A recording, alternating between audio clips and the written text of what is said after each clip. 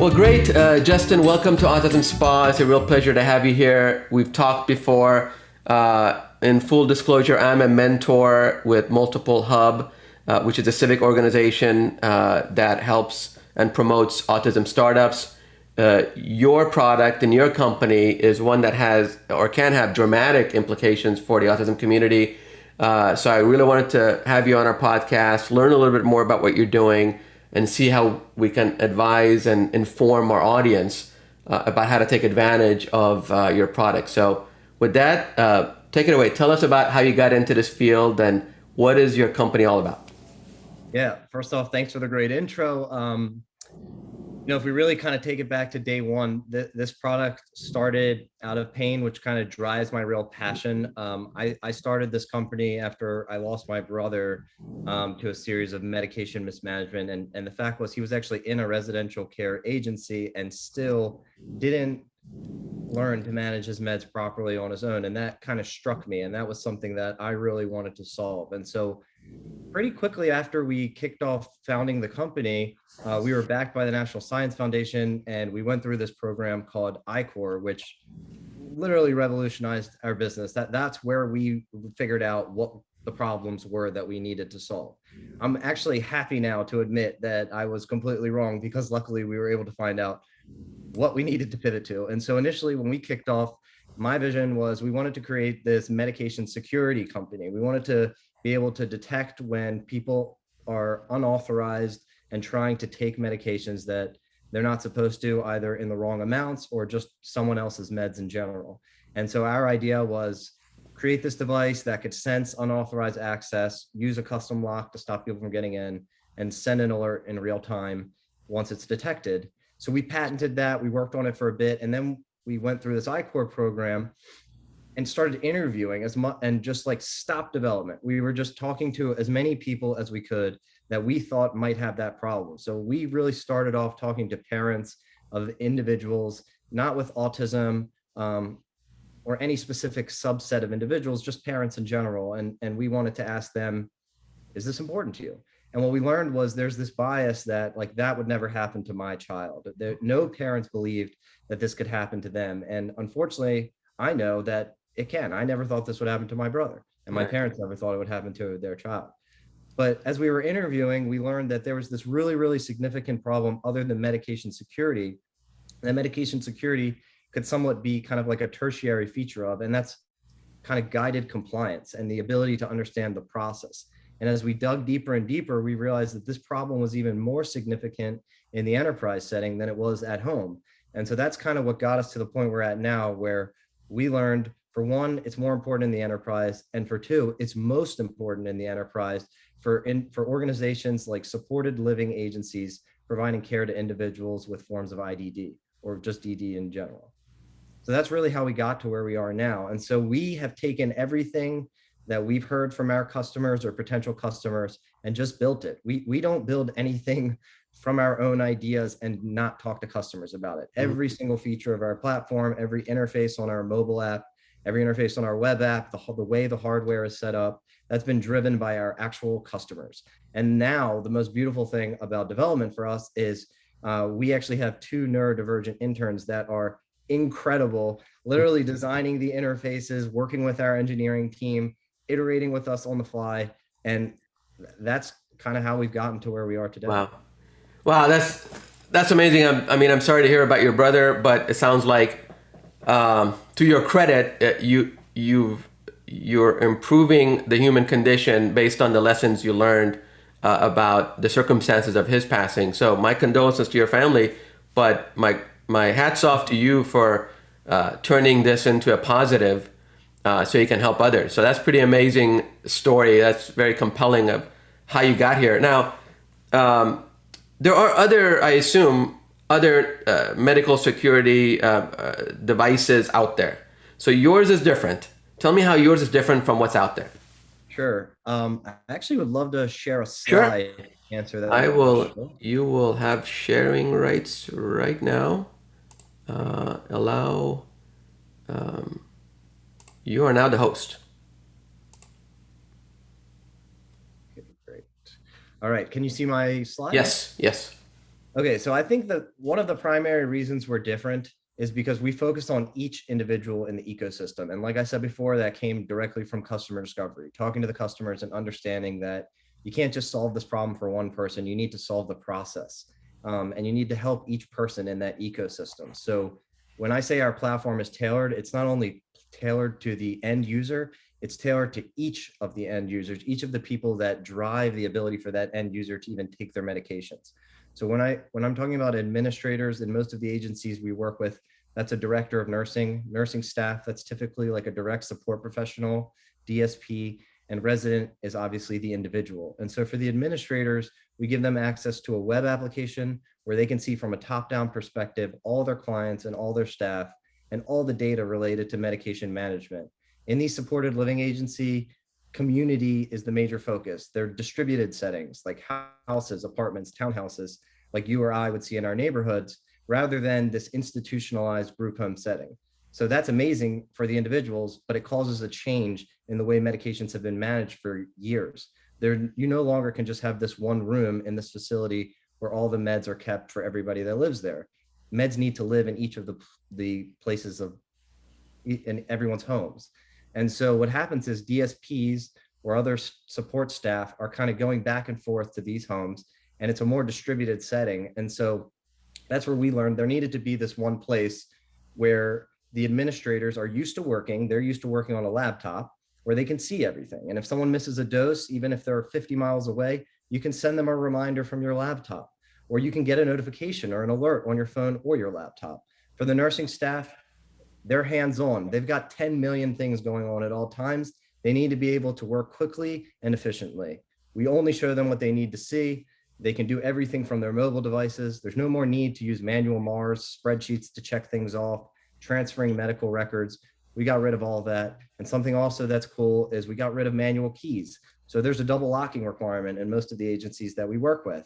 Most people would think first, hey, let's just use a key to unlock it. We found out that's a huge problem. DSPs were accidentally going home with keys in their pockets. The next shift would start and people couldn't get their meds. So we use authentication mechanisms that are already familiar to these staff. If you use Face ID on your phone, you can use Face ID to unlock our boxes. If you use fingerprint scanners on your phone, same thing. Same thing applies for the resident. So we really, really are pushing for independence. And we give step-by-step interactive instructions to the users of our apps to try to understand how to start to learn to do these things by themselves. And we tier in the support or tier out the support of the staff. The way that we're getting really, really good at those interactive instructions is from one of our interns who's putting it in his own words in a fashion that's digestible to people like him. So that's, I think, a big reason we're different. And another reason I think we're different from a lot of our competitors is just the fact that we're focused on the enterprise. And so we have to align with the regulations. So for example, we can't dispense raw pills. We can dispense prepackaged doses. So pill packets, blister packs, things like that is what we support. Wow. Wow, that's amazing. I mean, I can tell you, at least as an autism parent, first, the decision to medicate is a very sensitive and difficult one. And then second, let me get this right here. The process to manage that role and supervise and make sure it's done right, and we missed a dose, and it's all very stressful. And then not to mention the refills and calling the doctor. The doctor's out. I mean, the whole thing is stressful because now you're on psych meds. Psych meds are kind of sensitive. You can't really miss a dose. Autism parents don't really get a break or a stress break. So this sounds like it objectively manages the process from end to end and is able to mitigate a lot of the human errors and mistakes and oversights, right? It's creating a system, a process, as you put it, to help families manage the health of their loved ones. That's exactly right. And like, we also just try to aid this awareness factor, right? Like, even if your child does not live with you anymore, the parents are still curious. Are they healthy? Are they taking their meds like they're supposed to? Are they having their meds administered to them in the way that they're supposed to? And so what our app can do, even if your child is living in a residential care agency or being supported by one, as a parent, you can still have oversight. You can still get alerts. You can still have awareness Right. and stay connected. And that remote peace of mind is a big deal Yeah. for autism parents. I mean, again, another threshold decision. The ones that choose to or are don't have a choice, they have to put their loved ones in a care facility. If there's a good enough care facility within driving distance, by the way, which is another conversation. Oh yeah. But if there's a trustworthy, reputable, transparent care facility, that having that remote kind of access to at least knowing their loved one is getting their meds on time and when they got it, huge relief. So let me ask you more about the finance world. Where is your company now? What kind of funding are you looking for? And what kind of customers or clients do you have so far? Yeah, very exciting question. So good timing on the question too. We actually kicked off a bridge round a couple weeks ago, maybe about 2.5, 3 weeks ago, and are already oversubscribed on it. We're actually considering doing an additional bridge round because of the interest that we've gotten thus far. So Wow. still TBD on if we'll actually move forward with that or not. We've got a really exciting pitch day coming up for the accelerator that we're in, which you're also associated with, as you mentioned. So getting fired up for that. As far as our customers go, like I said, our target focus area is IDD supported living organizations. And so that's where we started. That's where we've optimized our platform. But it's been great lately finding out all this like reusable techniques and feature sets that we've embedded in our platform to also apply to other organizations that we thought we'd have to do a lot more tailoring for. So for example, we're starting to generate new revenue, new clients in the assisted living, nursing home, and skilled nursing facility spaces, Right. also home care. And so we're learning that our platform really is tailorable and ideal for any organization that's responsible for their clients' medications. The fact that we've set it up in this hierarchical fashion where we provide access in the right amounts to the administrators, the directors of nursing, and then the nursing staff, and then the residents, we can really fine tune it to the agency's needs. And that's what we try to do. So every org that we work with, we actually don't even let them pay us until we've met the success metrics that we promised. So Wow. the first month prior to kickoff, we agree on 20 success metrics for our clients. The first month is free. We work with them. We tailor the platform. If they have a cool idea, for example, we're working with an organization in Florida right now. They had a really cool idea that they wanted to be able to output these reports to parents every month of their clients' level of independence, level of client compliance, things like that. They didn't want their parents to have updates every single day, but they wanted to be able to give them this report at the end of the month. And so that's the sort of thing in the first month that we say, great, I think, that seems like it will provide a lot of value to you. We'll build that in. That's one of the success metrics. And then once we've done everything and the client's really, really, fired up and happy and agrees that we've done what we promised, then we accept payment. Wow. How good of you. That doesn't often happen. I think for us, it's like we really are confident in our engineering abilities. Right. We rely on the customers to tell us what they need. And so it's kind of like a trade Right. in my eyes. It's like, it wouldn't be fair for us to charge them to tell us what to do. Right. We literally let our customers tell us, this is what would be the dream platform for us. And, Right. and we mostly have most of those features already completed, but if they need us to turn the knobs a little bit for them to make it perfect for them, Right. we're ecstatic to do that. Right. So we saw the process. Do you want to show us the dispenser? Is that right there? I actually had, this one's not plugged in right now. That's okay. I can. You can pivot the camera or bring it over.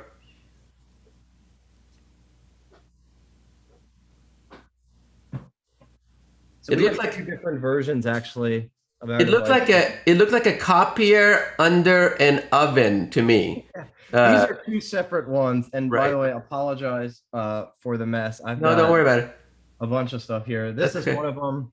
This one meets the double locking requirement. The easy way to think about it is they're scalable. And so there's locks on the inside that look similar to this. If I plug it in, I can show you. Right. But essentially this door is the Open. front lock. Sure. And then each of these drawers lock individually. And so the users can only access the right meds at the right time. In other words, you can only unlock the drawers holding the meds for that time at that time once you Okay. authenticated yourself. Wow. So, two quick questions. I mean, where are these things made? Are they? Great question. So we have not placed a large manufacturing order yet. And right now what we're doing is we're making these ourselves. So these units that you saw on the top, we're 3D printing these, putting them together ourselves, Wow. programming everything ourselves, putting the electronics in. The bottom unit, we're retrofitting an existing hardware device that we can find. It's hard to show you, but essentially what we do is we cut the thing open, we put all of our tech on the back of it, and then we Voila. connect it to our platform. Wow. Well, that's simple and efficient. Initially, our plan was to place this initial manufacturing order actually right about in this time frame now, but we fortunately had so much demand and we wanted to meet it. And so we had to figure out a way that we could avoid this lead time of placing this manufacturing order. And so we figured a way to retrofit this existing hardware unit that we can just order online and kind of fix up ourselves. Wow, whatever works. I'm sure investors will appreciate your efficiency in trying to keep costs. You know, I don't see you driving a Lamborghini just yet, but I'm sure, again, investors would look at the efficiency and, like you say, the engineering that you're bringing to it to create value.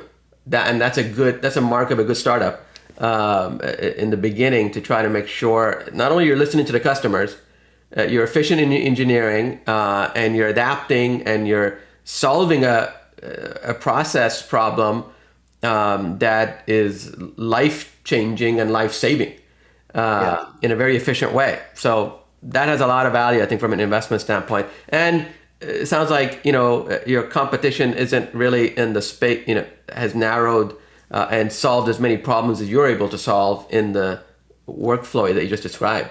Exactly. Like that's what we're learning more and more, is that, and just for background, like my degree's in systems engineering, my focus area was operations research. So I'm all about optimization. Like I love it, right? All my jobs before this, I was always trying to, you know, figure out ways to make systems more efficient. That's like what I do. And so it's kind of coming full circle now that this is really what we're doing with medication management. We're not looking at how do you just dispense pills. We're looking at how do you make this whole process efficient for your organization, make your staff feel valued, make the individuals get the best care possible, and eliminate liabilities for the organization as a whole.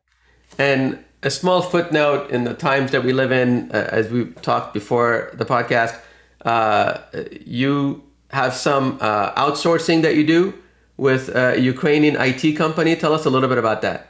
Yeah, so we do all of our IT and software engineering of actually development on our own, but we have recently outsourced some UI and UX design to a Ukrainian firm, and they have been incredible. I'll tell you, like I said before the podcast, I think it's worth bringing up the story. I was on a call with the UX designer the other day, kind of walking through some of the new interfaces, and we heard this very loud sound in the background, and you know, I took a break. I said, you know, is everything all right over there? And it was like nothing to him. He said, yeah, you know, there's some shooting going on outside, or just a bomb outside. It's no big deal. Yeah, just a bomb outside. Like, let's just keep going with the designs. Like, so they're awesome. I mean, they work hard. They're not distracted. That's for sure. Wow. Yeah. I mean, well, that is, as you know, is a whole different story and an amazing story. My hat's off to the Ukrainian people.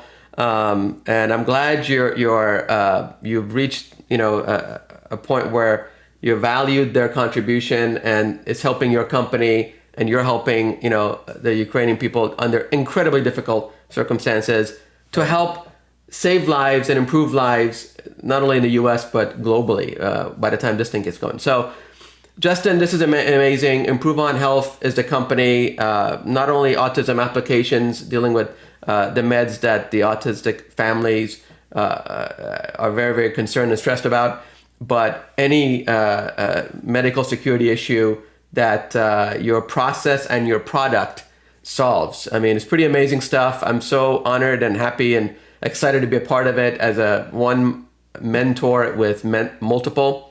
And we're going to keep talking, and we're going to try to get you some investors and see the next chapter in your growth. Thank you so much for joining us. Thank you.